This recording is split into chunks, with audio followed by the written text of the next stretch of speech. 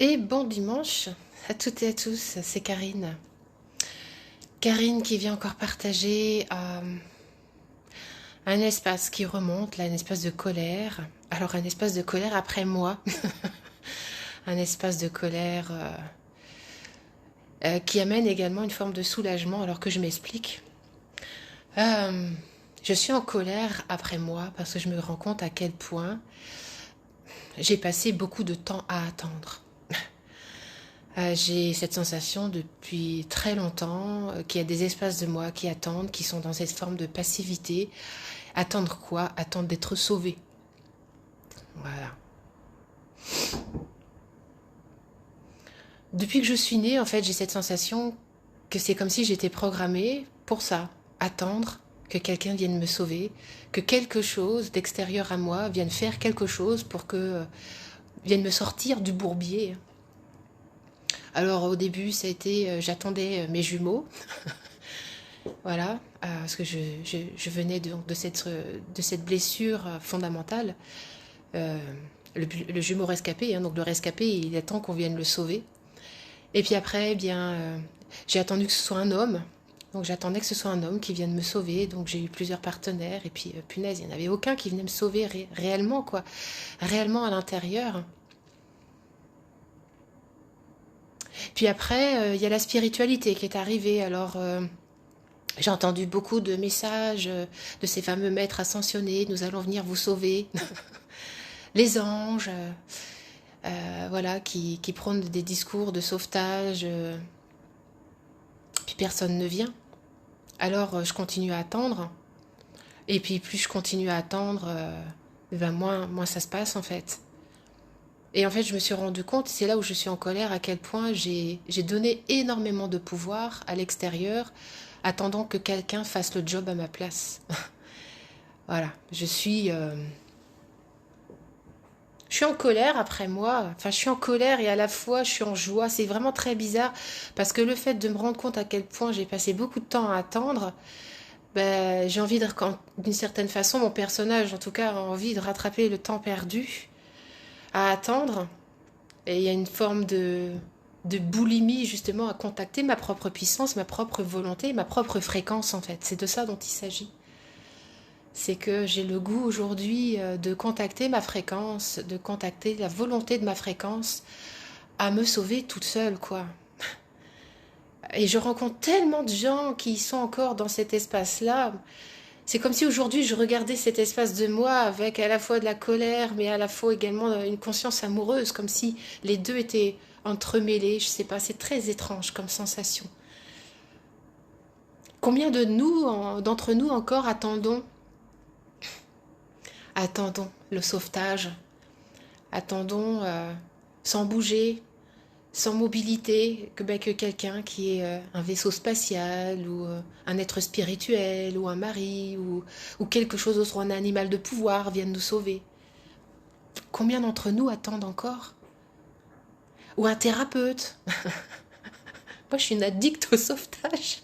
Alors, vous pensez bien que forcément, vu que j'ai attendu pendant très longtemps d'être sauvée, j'ai quand même activé la thérapie dans le sauvetage pendant très longtemps, quoi.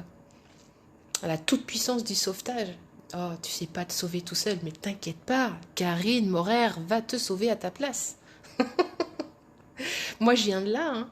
Il m'a fallu du temps pour lâcher cet espace-là. Pas totalement, complètement guéri non plus, et c'est ok.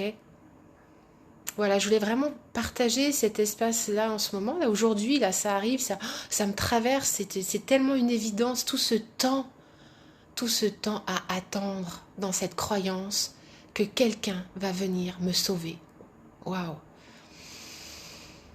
Et ce chemin de retour à moi, en tout cas, je l'ai fait par l'énergie sexuelle. Ouvrir le bassin, parce que c'est de ça dont il s'agit en fait.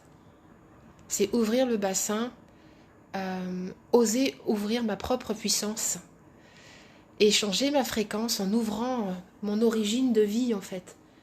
Que c'est ce oui à la vie se goûte à l'intérieur de moi-même, dans mon sexe, dans ma puissance d'incarnation, dans ce passage de vie. Et j'ai mis tellement d'énergie à croire que c'était forcément quelqu'un qui allait venir de l'extérieur. Quelle désillusion un jour, mais j'en ai voulu à Dieu et au monde, à la terre entière, de me dire, mais putain, mais finalement, on m'a menti. J'ai été trahi. J'ai été trahi par la vie, quoi. J'ai attendu tout ce temps pour me rendre compte que finalement, personne ne viendrait. Personne. Je suis venue là et finalement, personne ne vient. Merde, quoi. Ouais, je suis avec ça. Et d'un autre côté, cette prise de conscience m'amène à me dire, putain, mais cette colère, vous voyez, c'est comme si elle vient me... Pouf, elle m'aligne en fait. Elle m'aligne à quelque chose de vrai, c'est-à-dire, ok, personne ne vient. De toute façon, j'ai besoin de personne, je vais y aller. Ma puissance de vie est là. Et vous allez voir ce que vous allez voir. Je sais pas à qui le personnage s'adresse quand il dit ça. Vous allez voir ce que vous allez voir. Mais c'est hyper intéressant comme sensation de voir à quel point cette colère, cette énergie de trahison en fait qui remonte à ce don en fait dans tous les cas de me propulser. Ça fait putain j'y vais quoi. Personne ne le fera à ma place. À la fois il y a de la désillusion et à la fois il y a une action qui est là, qui monte et qui fait waouh j'y vais. J'y vais, j'y vais. Et ce que je ferai, ce que je vais créer, et même si c'est de la merde, et même si c'est beau, mais ça viendra, ça sera moi qui serai responsable de ça. Je pourrais pas me victimiser à dire, bah c'est la faute d'eux, c'est la faute d'eux, et c'est ceci, et c'est cela. Non, ça sera ma création. Et ma création, elle prend appui sur ma volonté de fréquence. Qu'est-ce que je veux créer, moi? Qu'est-ce que je veux désirer de ma vie? Où mon désir s'appuie à l'intérieur. Et ça, je partagerai tout cela mercredi avec une ancienne accompagnée d'Argent Égale Joie où on vient vraiment dans ces espaces-là. Il est où ton désir? Elles sont où encore tes croyances que finalement c'est tel maître ascensionné, tel ange, tel animal, tel mari, telle femme, tel parent, tel gouvernement qui va te sauver? Waouh, c'est vertigineux, hein. Moi, quand je mets ma conscience là-dessus, je me laisse engloutir par cette énergie là de colère. Et c'est tellement bon de d'oser me laisser emmener dans cette colère qui ne détruit pas, mais qui juste me rassemble. Il y a quelque chose qui fait joie comme ça et qui me dit waouh, qu'est-ce qui va se créer derrière avec tout cela? Yes, Sarah, go, go, go! Notre pure responsabilité, la plus belle nouvelle qui soit. Ouais, c'est ça. Magali, tu me dis en plein dans cette prise de conscience aussi. Waouh, on est toutes connectées, hein. Frisson, quel magnifique partage. Ben, je vous partage ça parce que, voilà, je vais faire mes frites, je vais faire manger. Et moi, vous savez, les prises de conscience, ça m'arrive un peu comme quand je vais aux toilettes, je vais faire mon gros caca.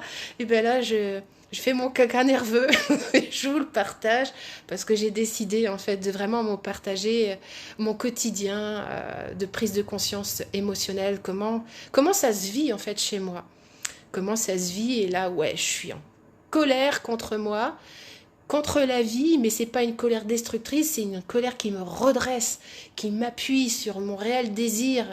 Et putain, je sais pas ce que ça va donner, mais je sens déjà, ça m'anime, quoi. Oh, vous devez le sentir, là, que ça fait comme ça à l'intérieur, là. C'est comme ça pulse, c'est très bon. Voilà, je vais pas rester plus longtemps avec vous, c'était vraiment un petit passage furtif. Je vous dis rendez-vous à demain midi pour un autre live sur l'argent et le sexe, et puis mercredi soir, cette fois-ci avec Julie, où on vous parlera justement de ce désir. Je vous embrasse, ciao ciao, bon dimanche à vous, moi je vais pêcher cet après-midi, ciao.